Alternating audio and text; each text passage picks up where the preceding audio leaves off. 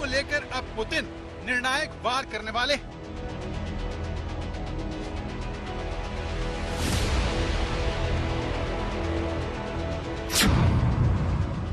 क्या Putin Ukraine पर परमाणु हमला करने वाले हैं?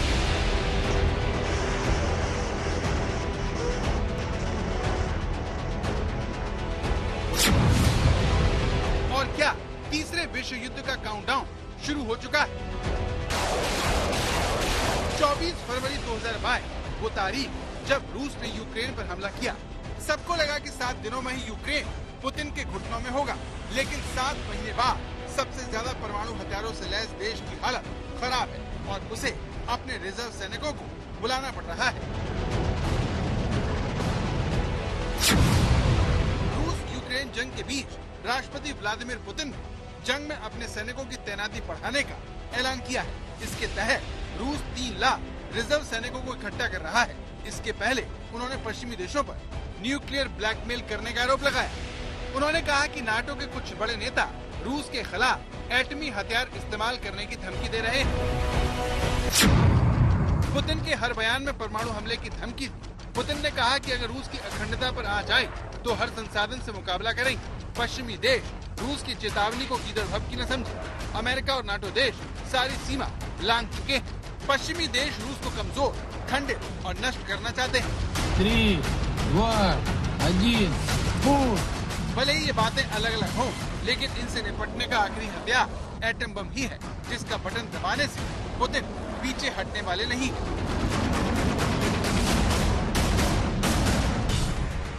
अब सवाल ये है कि जब रूस और यूक्रेन युद्ध थमता दिख रहा था, तब अचानक क्यों पुतिन के ताजा ऐलान को तीसरे विश्व युद्ध का ट्रिगर बताया जा रहा है?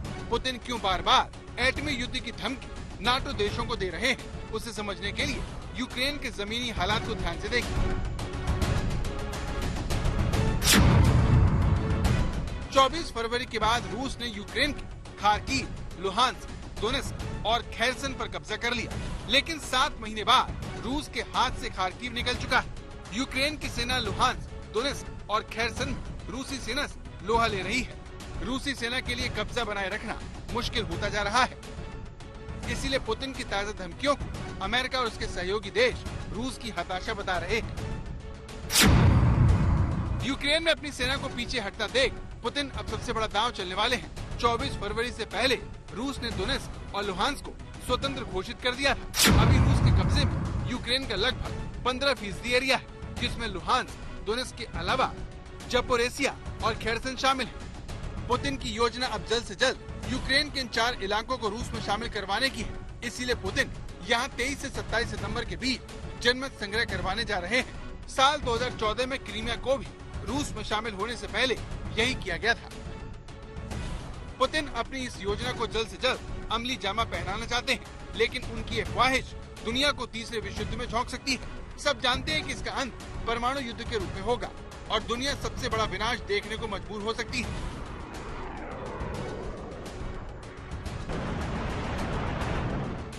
रूस के हमलों का यूक्रेन भी पहले के मुकाबले पूरे दमखम से जवाब देगा, यानी अब तक जो तबाही दुनिया ने देखी उससे भी बड़ी बर्बादी देखने को मिलेगी। कुल मिलाकर आने वाले दिनों में रूस और यूक्रेन के बीच जंग भीषण होती जाएगी, जिसे रोकना बहुत मुश्किल हो जाएगा। इसे लेकर हाल ही में जो बाइडेन ने भी पुतिन को धमकाया था। अमेरिकी राष्ट्रपति जो बाइडेन से एक इंटरव्यू के दौरान रिपोर्टर ने पूछा, पुतिन से क्या कहना चाहेंगे अगर उन्होंने एटमी हथियार का इस्तेमाल किया तो? जो बाइडेन ने कहा, नहीं, इससे युद्ध का स्वरूप बदल जाएगा, जैसा वर्ल्ड वॉर 2 के बाद कभी नहीं हुआ। बाइडेन ने कहा कि अगर ऐसा हुआ तो इस पर यूएस का जवाब अहम होगा। पूरी दुनिया रूस को पहले से भी ज्यादा दरकिनार कर देगी। उन्होंने कहा कि प्रतिक्रिया क्या होगी, ये जो वो करते हैं उस पर निर्भर करता है। पहले जो बाइडेन और अब पुतिन, दुनिया के 2 सबसे बड़े परमाणु हथियारों से लैस देश के नेता एक दूसरे को धमकी दे रहे हैं, जिसे किसी भी लिहाज से दुनिया की शांति के लिए शुभ नहीं कहा जा सकता। आज तक ब्यूरो।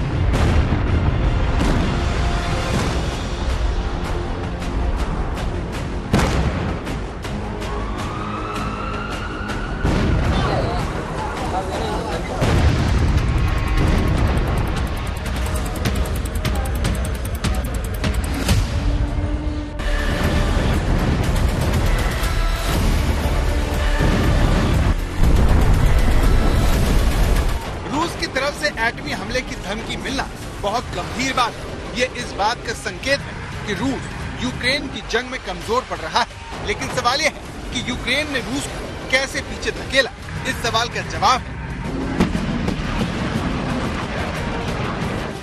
हाइमार्स rocket system. ऐसे 16 ट्रकों को पुतिन की सेना ढूंढ रही है। ये यूक्रेन का वो ब्रह्मास्त्र है जिसकी काट खोजने में रूस की सेना अब तक नाकाम रही है।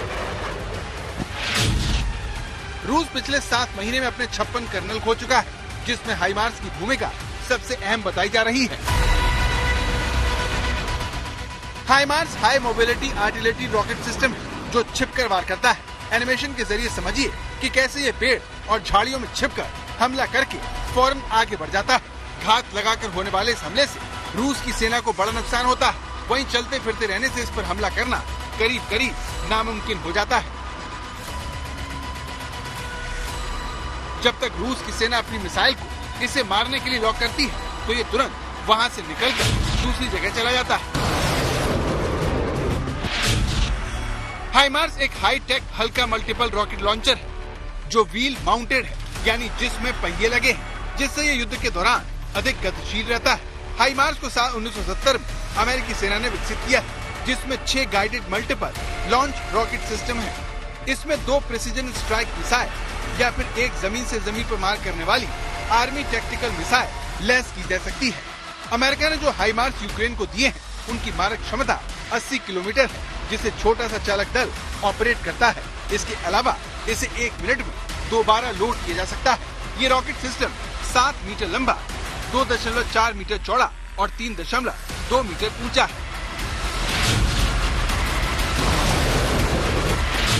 अमेरिकी सेना इस रॉकेट सिस्टम से अफगानिस्तान में तालिबानी कमांडरों को मार चुकी है। वहीं साल 2015 में इस्लामिक स्टेट पर इससे 400 रॉकेट दागे गए थे। इस साल 23 जून को अमेरिका ने इसे यूक्रेन को सौंपा था और 25 जून को इसके हमले में 40 रूसी सैनिक मारे गए। इस तरह हाइमार्स यूक्रेन के लिए गेम चेंजर साबित हो रहा है, जिसकी मदद से वो रूस की सेना को गंभीर जख्म देने में कामयाब हो रहा है। दुनिया के लिए चिंता की बात यह है कि अगर यूक्रेन की जंग और भड़की तो फिर अमेरिका की तरफ से इससे भी घातक हथियार यूक्रेन पहुंचाए जाएंगे और रूस को पहले इससे भी ज्यादा नुकसान पहुंचेगा। इस तरह परमाणु हमले का खतरा पहले के मुकाबले और भी बढ़ जाएगा।